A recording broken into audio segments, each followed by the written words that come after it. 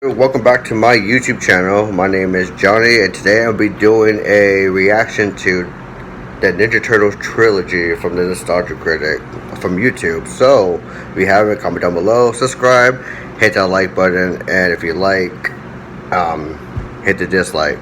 So, without further ado, Nostalgia Critic, Ninja Turtles trilogy, let's go. Hello, I'm the Nostalgia Critic. I remember it so you don't have to.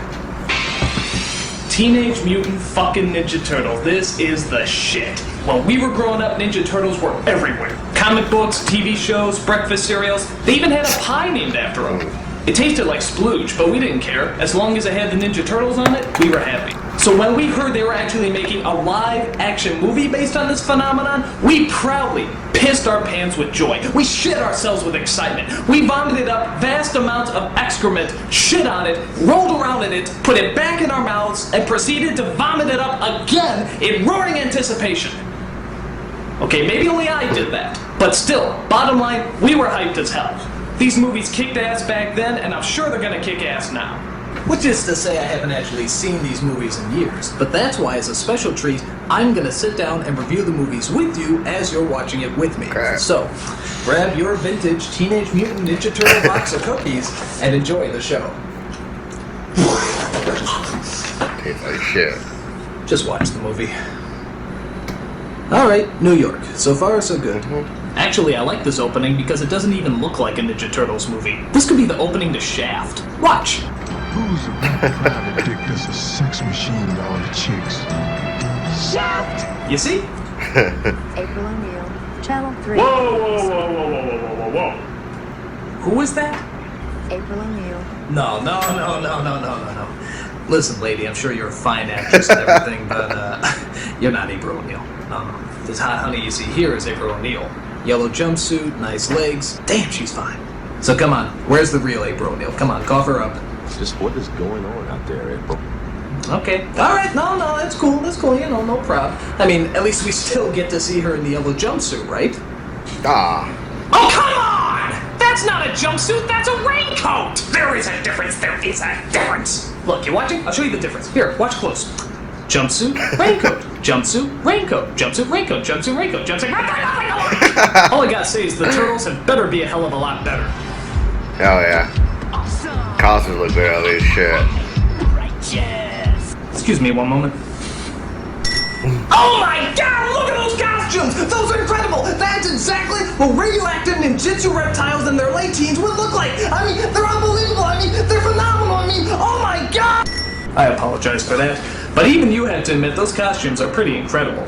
The guy who put these all together was Jim Henson, the Muppet guy. And do you know how much those puppeteers have to squat in order to get their hands up those asses? It's not even worth thinking about. If this movie was done today, chances are they probably turned them all into computer-generated images. Oh yeah. They set out to rescue April from the evil Foot Clan, who want to destroy her because hey, she's the Foot Clan look like a real Foot Clan from the show. Bad name.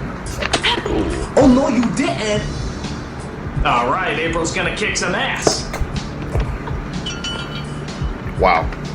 As you probably guessed, the Turtles save April and take her back to their home in the sewers. There she meets the Ninja Turtles' mentor, a giant rat named Splinter. And I have to admit, saying this all out loud is making me realize just how friggin' weird this movie is. Where did they come up with this stuff? So Splinter explains to April the origin where they came from. You see, years ago, Splinter was just an ordinary pet rat in Japan. After his master is murdered, Splinter somehow makes it to New York and comes across a canister of ooze and 4 baby turtles. Within a day, both the turtles and Splinter grow in size and even begin to form words. Pizza. Pizza. It could happen! Splinter decides to name them after the famous Renaissance painters, because giant mutated turtles seem to scream of the Renaissance period. It made sense back then. Wondering how much acid she dropped, April decides to help them defeat the Foot and bring order to the city. And on their way, they're helped by a vigilante known as Casey Jones, who's pretty cool despite the fact that he looks like Jason's homosexual Canadian brother. Ooh. Now, the leader of the Foot Clan is an evil kitchen utensil known as the Shredder, which everyone says is a giant Darth Vader ripoff, but I don't see the resemblance. I am your father. Okay, it's a ripoff, but you gotta give this guy credit. He has a diabolical scheme to... Actually, what was the plan again? Punish these turtles. I'm sorry, I don't care how menacing or powerful you are, there's no way you can make punishing turtles sound threatening. I'm sorry, it's just not humanly possible. But, you see, he's using kids and teenagers to fight his battles. If you went up to a hitman and said you wanted them to hunt down some turtles, they'd probably laugh in your face. Oh, yeah. However, if you get a bunch of stupid kids, stone them off their asses, get dressed up in shiny metal, recruit them to be ninjas, and then ask them to hunt down some turtles? Dude! Sign me up! Fuck yeah. The only problem with this plan is the costumes they're assigned. I mean, I know they're supposed to be ninjas and everything, but those costumes are so tight, I don't even think they can talk.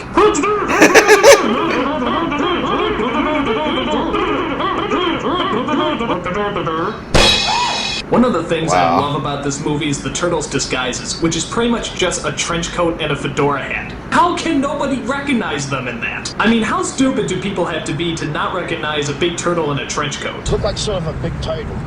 Yeah. The movie comes fuck? to a thrilling climax at the Andy. top of a tall building, where the Shredder challenges our heroes to a man-on-turtle brawl. And of course, being the Ninja Turtles, they get their green asses handed to Yeah, them. they do. What point did we lose control here? But all that changes when Splinter comes into the picture. It's Sensei versus Sensei, giant rat versus Yeah. giant cheese grater. The battle of all battles begins. Here it goes. Here we go. This is gonna be good. Fuck yeah, it is. Here it comes.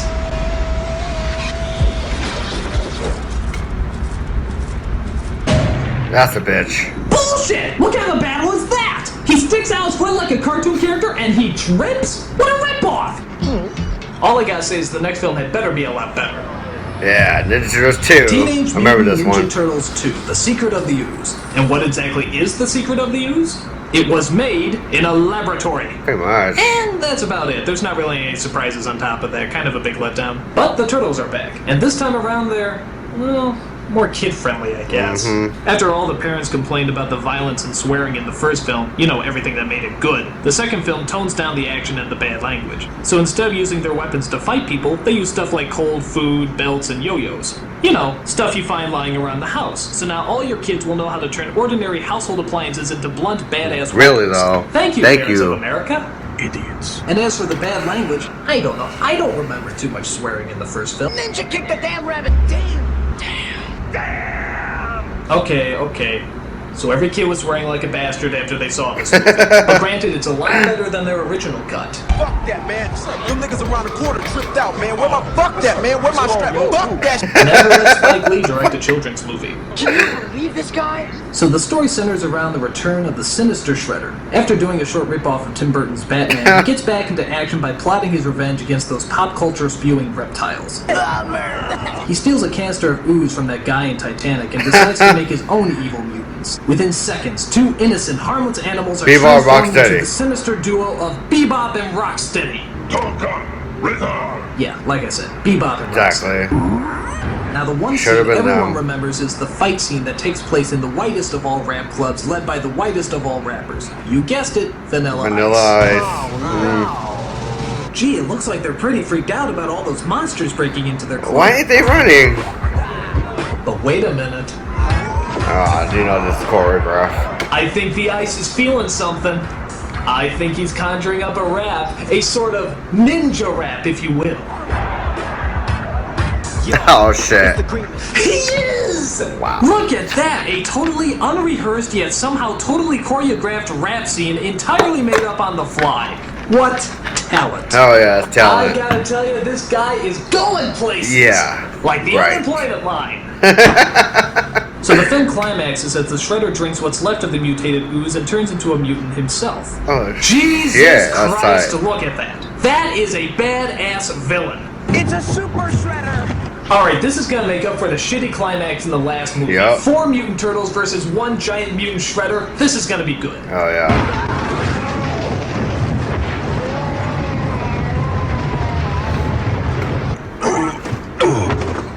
That's fucking bullshit. Oh no. Are you telling me that a regular shredder can survive a 7-story fall and a dump truck crushing him, and yet a super shredder can't survive a bunch of wood falling on him? That's fucking bullshit. Hell no. You know, I'm starting to realize that, these movies aren't quite the masterpieces I remember them to be. Exactly. I mean, they're weird as hell, they don't make any sense, and they keep pissing me off with their anti-climaxes. But I shouldn't give up hope. After all, there is still one last movie left. Not Ninja Teenage Turtles 3. Mutant Ninja Turtles 3. And seeing how now they've had 2 movies to experiment with and find out what works and what doesn't, I think we can safely assume that this is going to be the best of the bunch. So, sit back and let's enjoy Teenage Mutant Ninja Turtles 3. 5 minutes later? Oh shit! Yeah. That movie is like the worst out of all of them. This is the worst thing that no one should ever have to see. It's awful. It's terrible. It's so bad I am forced to make up a word to describe how bad it is. This movie is horrible fuckus. It's Horrible the fuckus. fuckus movie I've ever seen in my entire life. Okay, like I said, these movies aren't the masterpieces we remember them to be. Yeah. But it's best not to look at them as movies, but more as a homework assignment. Make a movie about 4 mutated turtles in their late teens who are named after Renaissance painters, led around by a giant rat, know ninjutsu, eat pizza, dress up like flashers, fight a guy who's named after a cheese grater, and make it plausible. And you know what? With the exception of the last movie, I'd probably give this project an A. Minus, but still an A. I'm a nostalgia critic. I remember it, so you don't have to. That's crazy. Horrible fuckers.